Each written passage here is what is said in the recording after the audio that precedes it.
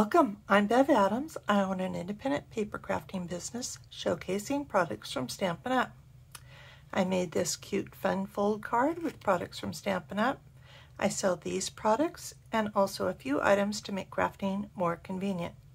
I have the free detailed directions for this project on my website, and you'll be able to click the links for the products that you would like to be taken to my online store at Stampin' Up! You'll see where to find all of that at the end of this video, so don't worry about taking notes. It's time to put stamps, ink, and paper together. I'm using Festive and Bright and the coordinating Festive Finishes dies. I'm using Heartfelt Wishes for my inside greeting. A little tiny bit of watercoloring with the watercolor pencils and a Wink of Stella. I'm also using Evening Evergreen and Real Red ink pads. A little bit of the double stitch satin ribbon, beautiful ribbon. And I've got a medium envelope, of course. My card base is kind of different for me. It is 1/4 of a sheet of cardstock, so it's 4 1/4 by 5 1/2. And this is Evening Evergreen cardstock. I have a little piece of Evening Evergreen that's just 1 by 2 1/2. I have a scrap of basic white that I've cut with the die that comes with this die. I have some Designer Series paper. This is from Tidings of Christmas. It's supposed to be 5 1/2 by 1 1/2, and I often cut my Designer Series paper to 5 1/4, so I made the mistake of cutting this to 5 1/4, but it will be just fine. I'll show you the difference in a little bit. Because I made that mistake, I cut this piece down.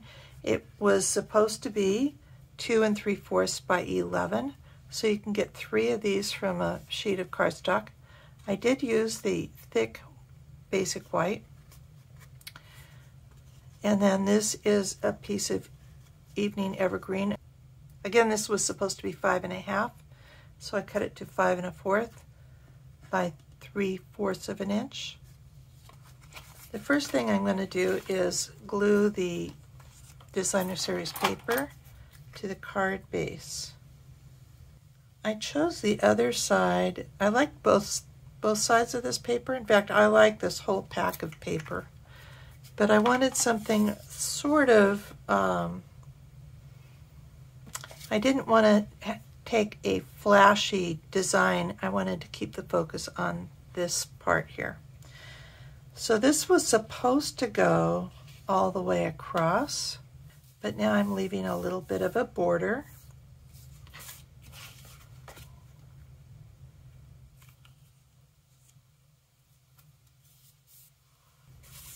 This isn't going to be showing at all, so I'm not wasting that little bit of Designer Series paper. I'm going to cut the borders on this paper so I can use the mini Stampin' Cut and Emboss machine. And these dies are pretty interesting.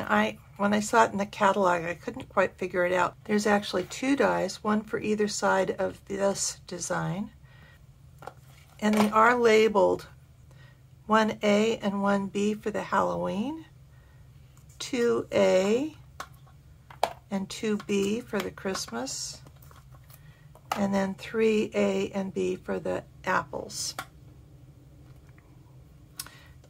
We will be using this piece as well, and I already cut this one. I'm going to suggest that you use a low-tack painter's tape or maybe washi tape. I have some retired washi tape that I'm using. And because we're stamping 2 separate stamps, it doesn't matter which direction you have this or that they get lined up first. So I'm actually lining them up with the edge of my cardstock first. if I were going around just this, I would definitely stamp first and then cut it on either side. But you do want to have these tabs facing out, and you want to extend the dies past the edge of your cardstock. And then because I am putting this cardstock in folded, going through 2 layers of the thick basic white, it might be a little tighter to run it through. And so I've got the top layer sticking out just a little bit to make it easier to get caught in the wheel.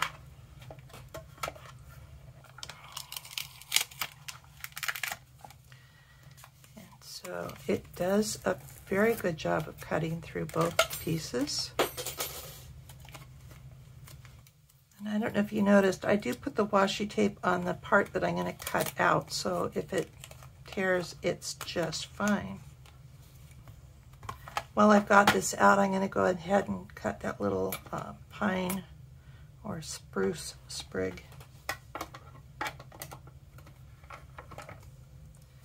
And I've been really impressed with those new Stampin' Cut and Emboss machines. They do a nice job of cutting for me. You will need the eye block for this.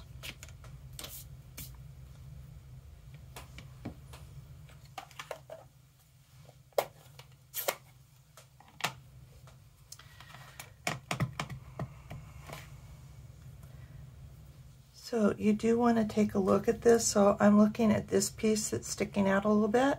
That coordinates with that one. And with that clear stamp, I can look through it and see where that goes.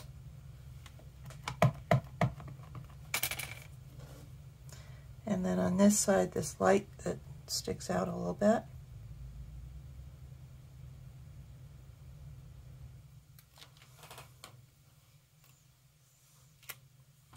On my sample card, I thought I was going to use something different here, and I decided I didn't want to use Stampin' Write markers or the Stampin' Blends because I didn't want anything to, because I didn't want to take the chance of anything coming through on this side. So I decided to use the watercolor pencils. Because I had tried something else, this turned out very light. And now that I can color hard,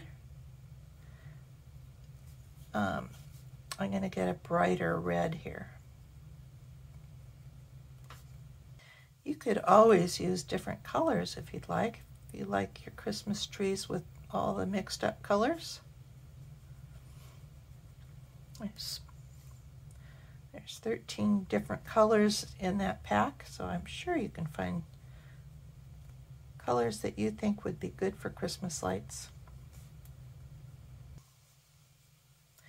I'm pressing pretty hard on this. If you have difficulty doing that, if you sharpen your pencil, it will be easier to get a darker coloring.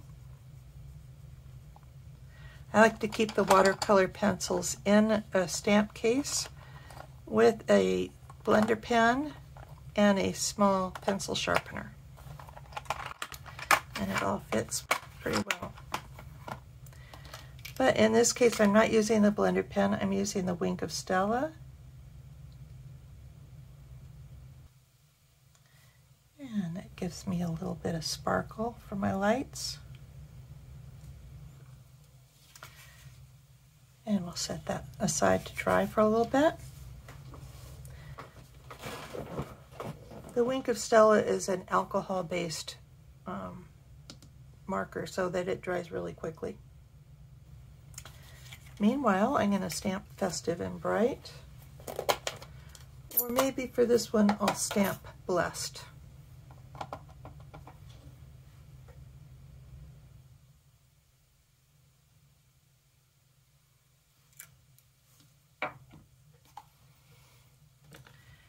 On the inside, I'm going to stamp Merry Christmas from the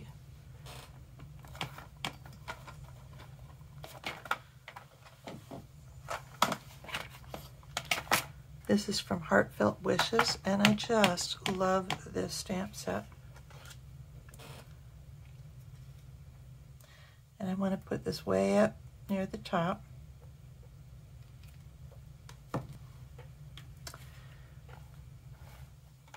And this has quite a few others. You could also use Happiest Holidays or Cheers.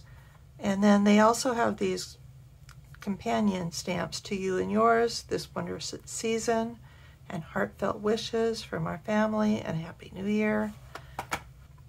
And I'm using This Wondrous Season.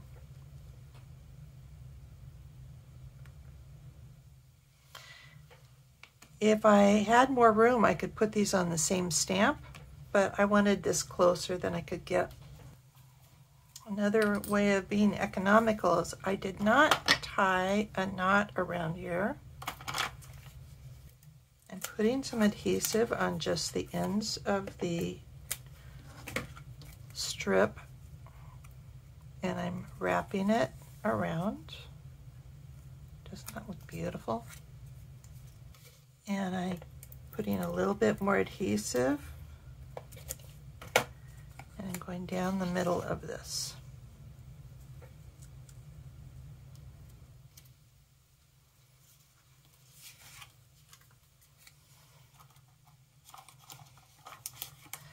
Some Stampin' Dimensionals for my label, and I kind of want to put it at the top and bottom because I want to adhere this to more than just the ribbon.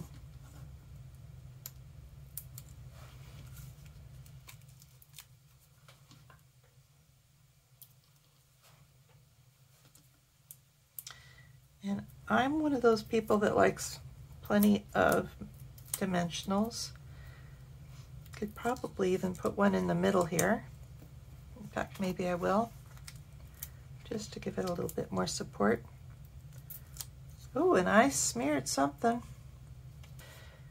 And I think I need a blooper reel for this one. I messed up I smeared all my Wink of Stella, and so I made a duplicate.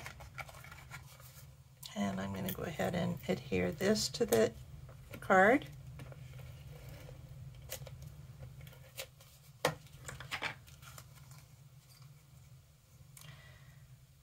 And between cutting that wrong and smearing, so for this, I find just putting a little bit of glue, you just need a tiny bit, that's plenty. And the secret on that is not to squeeze. And this greeting is a little bit bigger, so I'm going to hang off a little bit. And I didn't tie a knot in the ribbon, I'm just tying a knot all by itself.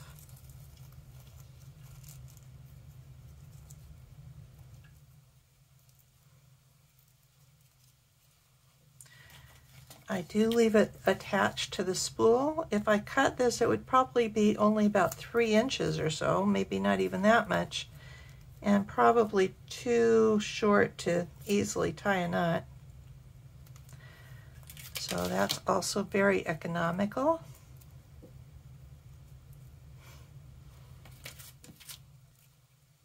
And I'm going to put this on with a couple of glue dots. I'm actually putting the glue dots not on the knot itself, but on the ribbon near the knot, so I can get it to lie flat.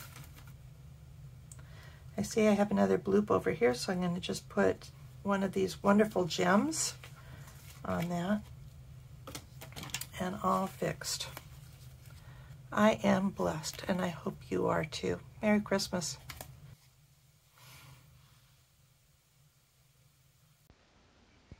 Here is the web address for this project, where you'll find the free detailed directions and links for the products I used. Just click the links and you'll be taken to my online store at Stampin' Up! Also on my website, you can click Home near the top of the page to find lots of resources. Under Shop, you can find the products I offer to make crafting more convenient, how to get free products with my frequent shopper rewards, and a link to my online store at Stampin' Up! Click Inspiration to scroll all my projects back to 2011, most with detailed directions and videos.